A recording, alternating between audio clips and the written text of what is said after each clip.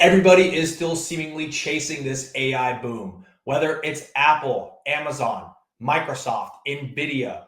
All of these Mag 7 companies have skyrocketed and are now at nosebleed valuations and are dominating the headlines. But what is the question that nobody seems to be asking? What is the real winner behind this AI revolution? And let me be clear, this revolution is about more than robots, chips, and automation. It is about energy, tons and tons of energy. And I did some digging. Now, I'm not a Wall Street analyst. I'm actually a physician by training. But when I dug into the numbers, I found that there were vast opportunities hiding in plain sight and maybe missed by many investors.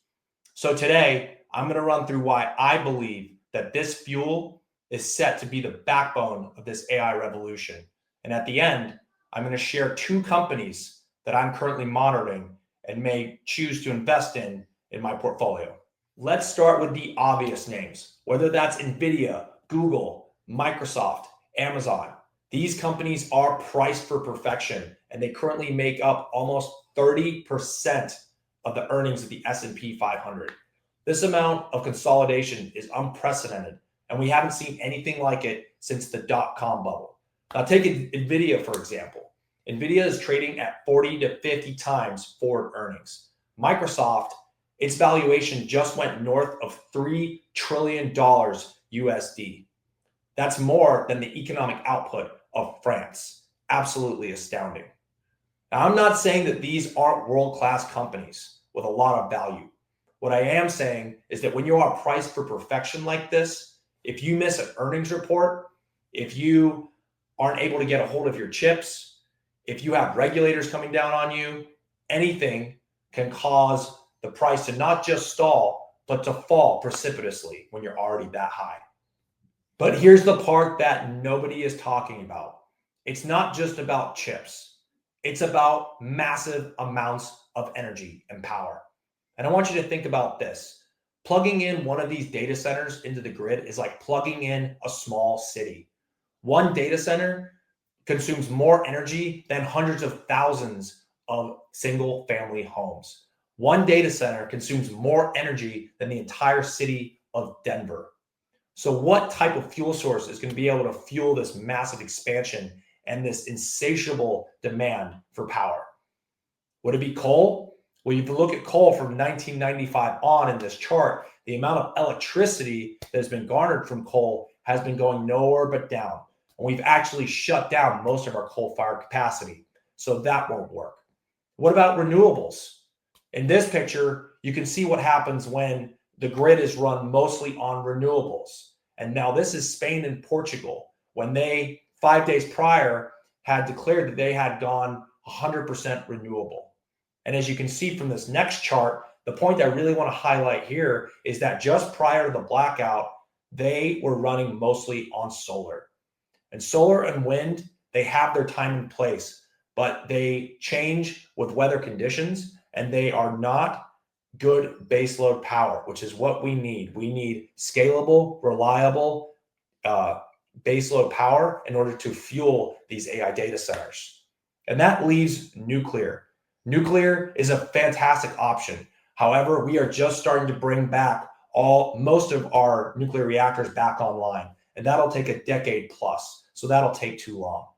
So that leaves us with the natural workhorse, and that is natural gas. And I want to start by showing you this map of the natural gas reserves that the United States have. We have over 600 trillion cubic feet of known reserves, and that's with extremely low prices. As you can see in this next chart, on an inflation-adjusted basis, the cost of natural gas is the lowest it's been in years. And if you compare that to globally, the price in the United States of natural gas is about 2 to 3 times lower than on a global scale. So we've got plenty of it. It's extremely cheap. And then in this last chart, well, it's not a chart, it's a map, excuse me. You can see that we have the huge infrastructure and scalability that we have built out over the last few decades. So it just makes sense. And so when you look at the numbers and you look at all of these different avenues and lack of frankly, of any alternatives, my view is that natural gas is the only fuel that can really power this AI revolution. And here's where this natural gas story gets extremely interesting. And I'm talking about the optionality with the EU. Now, in 2022, Russia invaded Ukraine. And as a response to this, the EU put on massive sanctions against Russia. And as a counter response, Russia curtailed its flows of natural gas through its pipelines to the EU, and actually just stopped its supply of natural gas through these pipelines in January of this year.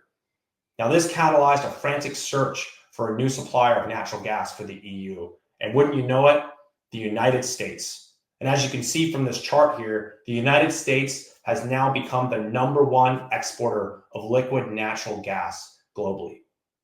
In addition, there was a huge deal signed a couple of months ago between the EU and the United States, whereby the EU agreed to purchase over $600 billion worth of energy products from the United States.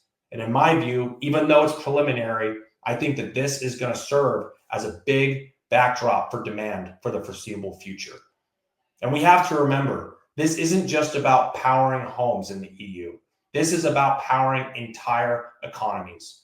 I'm talking about remilitarization, whether it's tanks, ammunition. This is extremely energy intensive. I'm talking about rebuilding steel and cement factories, also extremely energy intensive. And arguably, I would argue the most important of all is energy independence and security. The EU does not want to be dependent on any country or any foreign adversary ever again. So they need to rebuild all of this from the ground up, which, you guessed it, is going to take tons and tons of energy. Now back to our AI play, back to the demand for natural gas. If the AI boom continues, some think it will, some think it'll burst. If it continues, natural gas demand will go up and prices will go up. We win. If the AI bubble bursts and natural gas demand goes down here domestically, I think the EU deal and the incentives and constraints put on the EU because of things that have happened over the last couple of years, that is going to serve as a consistent backdrop for demand. So as I see it, natural gas wins either way. So who is set to actually make money from all of this? There are two companies that I want to talk about. The first is EQT, and the second is called Enterprise Product Partners. So the first, EQT, is the largest natural gas producer in the United States. They have massive operations within the Appalachian Basin system. And I know this is a busy chart, but just stick with me, guys. The one thing I really want to highlight here, which is extremely important, is this company has such low operating costs that this $2 that you're seeing, that is the break-even price for natural gas, which means that even at a price of $2.50, this company is still making money. And remember back earlier in this presentation that the price of natural gas is over $3 right now, but is cheap on an inflation-adjusted basis. And given all this demand that we've discussed, whether it's the AI data centers or whether it's the EU rebuilding their economy, I don't see the price going down to $2. I see it staying higher and possibly going much, much higher. And if it continues to go higher, that means that all of this extra production that EQT puts forth, that basically just goes into free cash flow, which means it'll reflect in a higher share price, and which is good for us retail investors. Now, the second company I want to talk about is Enterprise Product Partners. So you've got one, which is the really large producer in EQT, and EPD, or Enterprise Product Partners, is the toll road of the system. These are the guys that have the huge pipelines, the networks, the storage systems, and the export terminals. Remember, these are the company, or this is the company primarily that will be responsible for exporting this liquid natural gas to the EU, which means they're going to have steady volumes, which means they're going to have steady cash flows, which is going to reflect in their dividends that they pay out. And the dividends for EPD, it stayed around 7%. I think it's just shy of 7%, but they've actually increased their dividends. I think it's come down just a little bit, but it's increased their dividends by a little bit for 25 years. And it's actually, in terms of their dividend, it's paying about 2% higher than a 10-year treasury note, which is around 4.5%.